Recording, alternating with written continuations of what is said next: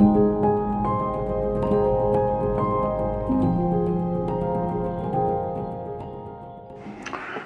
and welcome back to the channel. I know it's been a while since I've made a video. I've been busy doing other things. Getting a job is one of them. But now I'm here again. Today I'm going to talk to you about my film photography equipment. And when I mean film, I don't mean doing videos. I mean equipment for shooting film, which is analog film photography gear. First up, I might have shown this before, is this one here, my Nikon Fe camera, which is, I'm just going to have my notes here, which is produced from 1978 to 1983. Manual focus with a manual winding of the film. I don't know, there's no film in, so I can do this. The shutter, and it's got manual settings. Of course, when you do everything, you set the aperture, you set the shutter speed in manual, you set the aperture on the aperture ring on the lens, in fact, and then you set the shutter speed up here on this dial. It also has Aperture Priority function, which is when it says auto here on this dial. Over here on the other side we have the ISO settings, where you can determine or tell the camera which film it is, because this camera's got an inbuilt light meter. Uses I think it's an LR44 battery, just one. Rumor has it that this camera or this battery will last for a year or something, so that's not very expensive, you could say. Shutter speeds from 8 seconds up to 1/1000th of a second, and also bulk mode. It's been said that this camera can in fact do a lot more if you shoot in Aperture Priority. I think that if I believe that the shutter speeds can be both faster, maybe up to 1/4000th of a second. I don't have any way to test this, but I've experienced that when you put it into auto, it's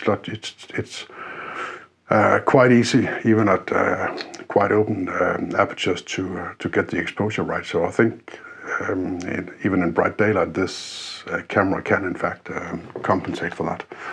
And I've also done some long exposure night photography, where the shutter was at least at 2 minutes, maybe even a 3-minute exposure, and the camera figured that out itself, and it was bang on with the exposure. So that's pretty impressive. It also has exposure compensation on this dial over here. There's exposure compensation from -2 to +2 stops. A pentaprism viewfinder here, which shows, I think it's about 92% of the image, so you have to imagine what's outside the last 8% of that. Of course, it's going to, you can put a wireless or a wired trigger in here, you know, those wires you shoot with. And on the back here is a little, I don't know if you can see this, but this little fellow here, if you tilt this, can you see that? I don't know if you can see that, but this one is a battery tester, so you can see if the battery is okay. It's got a sync port if you want to shoot there. It's got a sync port if you want to shoot with studio strobes or something like that, or some other kind of external flash. Of course, it's got a hot shoe for Nikon flashes. I haven't tested, yes I have in fact tested my Godox flash here, my modern Godox flashes, and they work just fine. Of course they can't do TTL, because there's no TTL metering in this camera, for that at least. The good thing is the inbuilt light meter is, of course, quite brilliant. As I mentioned, it works just fine. No problems with it. I could basically just go out and shoot in auto mode, which is aperture priority, all day long. I could do that. So that's not. So if you want to do like, you can't say it's a point and shoot because you still have to focus. But it's easy to use that way. But the light meter is quite easy to use. It's in the viewfinder. You can't see it, but there's this needle moving up and down, so you can see where you're at and figure out your exposure that way by messing with your shutter speed and or the aperture on the lens itself. I don't know how much it weighs. I don't have any. Yeah, 600 grams, 590 grams. Of course, without the lens. So this is the body on its own. It's nice. It's yeah, ergonomics is quite nice, and it's got this classic look. As I mentioned, it was from 1978. I'll just put the lens on again. So. And it's got this electronic shutter, electronic vertical metallic focal plane shutter. And it says here that the speeds are 1 to 1/2000th of a second, and that's not true because it's obviously more than 1 second, and I think it's faster than 1/2000th. And on the dials here it says 1000 to 28 seconds. So I don't know. If the battery dies, there's a manual mode, M90, which is 1/90th of a second, 1/90. And then you have to use the Sunny 16 rule to get your exposure right. And that's the backside of this. If this battery dies, or if the light meter dies, you're stuck with one shutter speed, and that's, yeah, and that's what I can't say that I regret with this, but because it's in top shape and it's just a great camera. But the FM, FE is electronic, FM is manual or mechanical, I think it is. You might not have a light meter, but everything works. You can use all shutter speeds no matter what, because there's no battery in it. So if you want to have something totally manual that you can totally rely on until it breaks, until the shutter breaks or something, then that would be the obvious choice. And speaking of that, the camera that's filming me right now, is Nikon Z Fc, the new Nikon camera, which is in fact designed after the Nikon FM. So that's quite a coincidence. And if I hold those cameras up, those two up towards each other, you can clearly see the similarities. I'll take my cell phone and take a picture of those two just in just a minute, or in the end of the video, or maybe now. Yeah, let's pop that up now. In terms of lenses, 24mm 2.8. I think it was born originally with a 50mm 1.4 AI, as I recall, was the what's it called? The kit lens for this camera. I've got the 24mm 2.8, and my 50 is this, which is in fact an autofocus lens, but it doesn't work with autofocus. This is the, can you see this? 50mm 1.8 D lens. Plastic, fantastic. It's mostly plastic. It's a cheap lens that is known for having a very high image quality, despite of its size and weight and price. And it's just quite nice. I also use this on my mirrorless camera with the converter and with extension tubes for macro work, but I haven't really done that with that one yet. And then the last lens is this Nikon 105 2.5. You can't see this, can you? I don't know if you can see this. Which is like the 24mm, it's just all metal and it's just this solid feel, and yeah, the aperture you can also almost hear that it's just nice, and yeah, I don't know if it's supposed to sound like this, but it's okay, it works just fine. If you know the picture of Afghan girl that Steve McCurry shot, that picture is shot with one of these lenses, one of the 105 2.5 lenses. It's been made in several variations over the time, but I think it was this one, or he might have had the Q version. I don't know, Q or P or whatever. So that's it, 24-50 and 105. So that's suits my needs, and it doesn't take up too much space in a bag, or you can just have a shoulder bag or something to walk around with this. Of course, it shoots 35mm film, which is the same size as a full frame digital camera, but you don't have the same resolution in the films.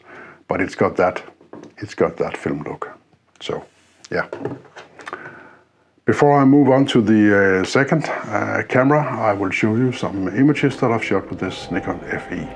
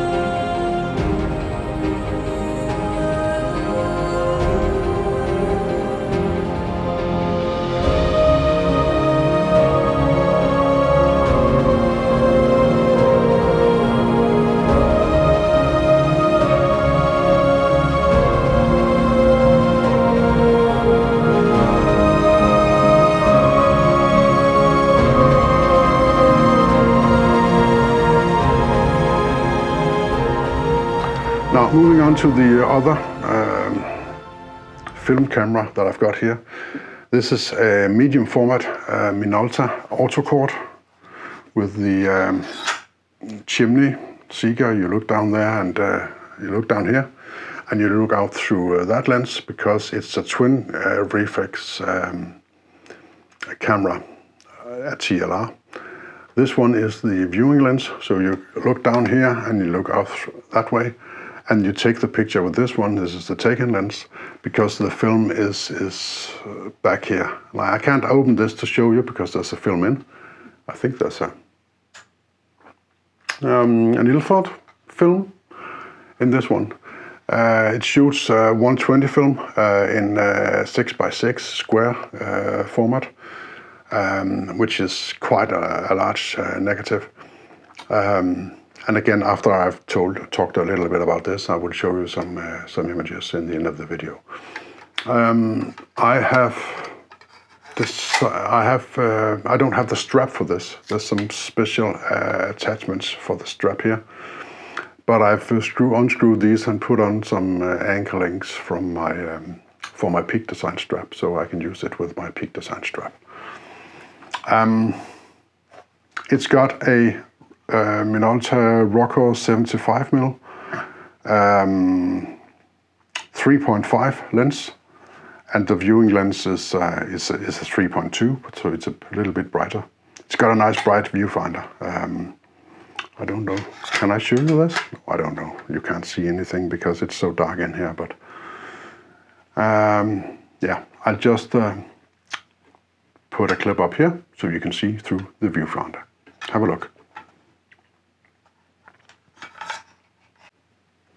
Now, the film winder is this knob here. I have already been winding it all up, but you take it around and it's just, it's got a stop itself. The camera has got a counter built in, so you don't have to look through anything to find out where you are. And look at those numbers there on the back of a medium format film. You don't have to do that with this camera. It's got the counter built in, it's right there. It's also got a little button here, so you can do double exposures, which you can also do on the Nikon camera, by the way, but that, I forgot to mention that, but yeah, never mind. But you can do double exposures. Yeah, the focusing is this. I don't know if you can see this. So it simply moves the lens back and forward. So this is the way you focus with this lever down here. This is known to be easy to work with, but unfortunately it's also known to be a bit vulnerable. So if this camera breaks, it's usually this part down here that breaks, and you probably can't repair it. So yeah, so I have to just be careful with this. The port here is for synchronizing flash. The shutter release is there, and you adjust the shutter and aperture on these here on the side here. I don't know if you can see this, if it's possible, right here. That was the aperture, and this is the, was it? Yeah. No, that's the shutter speed. Sorry, that's the shutter speed, and this is the aperture. It's a declicked aperture. And you can see the aperture and the shutter up here. So when you open the chimney to look down, you can see them up here as you are looking down. So that's quite easy to use. Normally you would probably be wearing it, carrying a strap around your neck, but and I do have a leather case for that, where I can also put a strap in, but that's very nice. In terms of be accurate about the focus setting, you use this little, I don't know if I can do this without, like this. You take out this magnifying glass here to look down the viewfinder when you focus. What you can also do is that if you have a quiet focus, then you can, let's see if I can do this.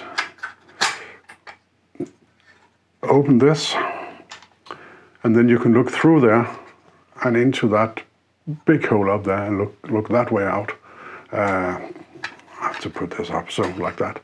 Then you have what you call a sports finder for composing your images quickly. But I don't know this. Yeah, I'm not going to use that. I don't shoot sports. I don't think this camera is suited for that. But I'll just take it up again, put it together. So that's the two cameras I use for shooting film. Both cameras have a self timer. On the Minolta, it's placed here. I don't know if you can see this beside the lens here. And on the Nikon, it's down here. Yeah. So my 35mm and my medium format cameras. I'm not going to, this is not a review, I'm just showing you this and to tell you what I've done in terms of getting some gear for shooting film. I developed my film myself in the kitchen. Black and white is quite easy because you have a changing back which is dark. You put the film in the tank and you do the developing. Color is a little bit different, maybe a little bit difficult because you have to have the correct temperature on the chemicals. So I've bought a sous vide stick and put that in a tank, and then I keep my chemicals the correct temperature that way. But I do that myself, and all of the chemicals are out there in the dark closet, so they might hold up for a bit longer time. That's it for now. Do you have any questions, anything you want to see me do with these cameras? Just tell me to. Any questions about these, any comments? Should you buy these? Is it for you? I don't know. Do you want to shoot 35 or medium format, or maybe you want to shoot some full format? I do in fact have a 4x5 camera here beside me, but I haven't used it, and I don't think that I'm going to. I might just sell it to get rid of it, because it's difficult to get the film backs for that particular camera. There are others that are much easier to work with. Yeah, that's it for now. Here comes the pictures of the medium format, and then I hope you enjoyed this video. Please thumbs up, like, subscribe, hit the bell button. You know the deal. You've been on YouTube before. In the next one, I'm going to talk about that camera, Filmicus, the Z Fc, which I'm quite happy with, and I'm going to show you why. And I'm also going to tell you about what I don't like about it, just as I've talked about what I don't like about these cameras. So I'll see you on the next one. Bye.